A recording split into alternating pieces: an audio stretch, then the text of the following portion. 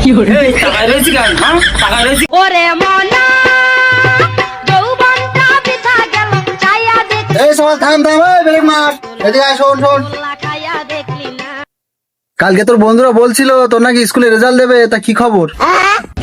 হ্যাঁ কালকে দেবে আব্বা।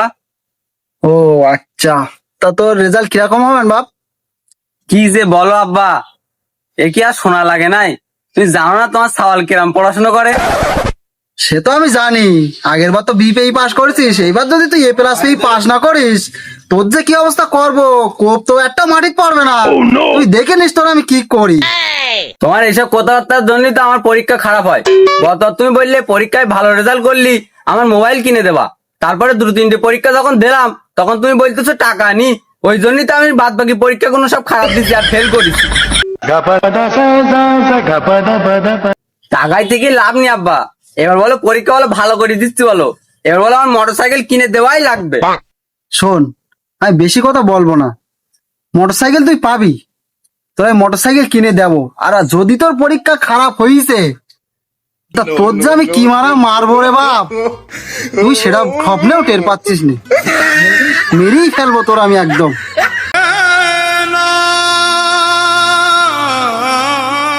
আব্বা টোটাল রেজাল্ট যদি একটুখান খারাপ হয় তাহলে একটু অর্ধেক সাতশোর হবে না আব্বা? টোটাল টোটাল একটুখানি খারাপ হবে? আমিও টোটাল তোর একেবারে সাফ করে দেবো, একবার টোটাল সাফ করে দেবো তোর আমি একদম। তা ঠিক আছে, কালকে আমি তো বাইরে ঘাটে বেরোবো, যদি আমার কেউ ডেকে বলে যে তোমার ছেলে ফেল করেছে, তা তোর যে আমি কি মারা মারবো, মেয়ে একবার ছিঁড়ে গুড়িয়ে ফেলবো, মানে পুঁতে ফেলবো তোর আমি কালকে একদম।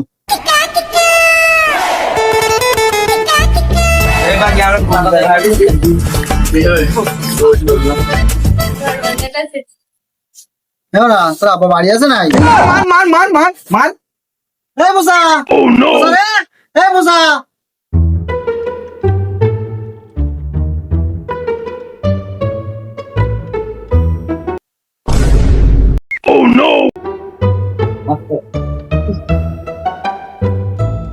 বসা রে, এই বসা, এই বসা।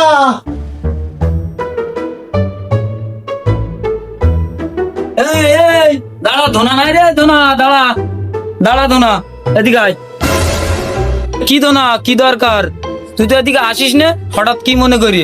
না এই আসলাম একটু, আজকে সারাদিন কাজ কাম নেই তো, তাই ভাবলাম তোর বাড়িতে একটু ঘুরে টুরে আসি। তা তোর ছেলে পড়াশুনো করে না হচ্ছে সারাদিন এই গেমই খেলে?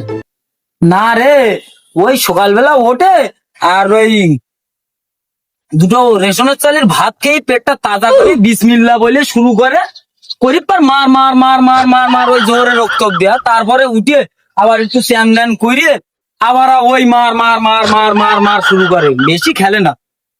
ও তাহলে বেশিক্ষণ খেলে না বল? ও তাহলে ওই চান করার সময় খাওয়ার সময়টা একটু ডিস্টার্ব হয়ে যায়। তা তুই ওর বাপ না, না ও তোর সাওয়াল না ও?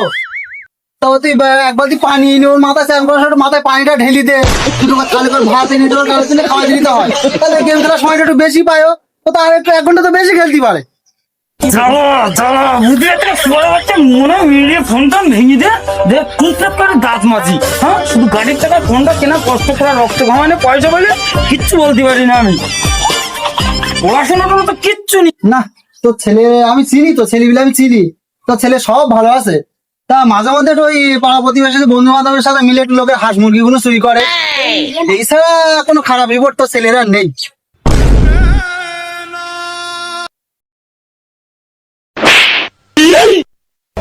এই টাকা রয়েছে কেন? হ্যাঁ টাকা রয়েছে কেন?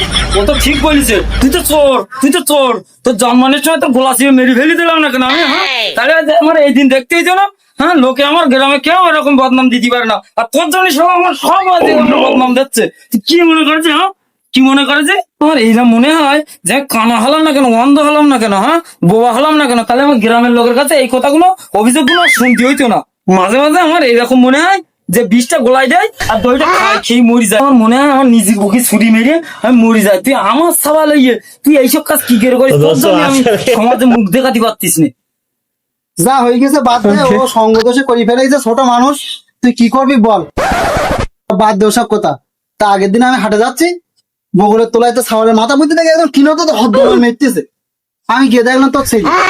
আমি শুনলাম পাগল তোমরা ধরে মেরতেছ কেন? তা ওই যে চাচা আর বলো না, ও ফোনে টাকা মারবো বলে আমাদের কাছে তো চুরি করছিল, চুরি করতে আমরা ধরে ফেলিস, ধরে মারতিস।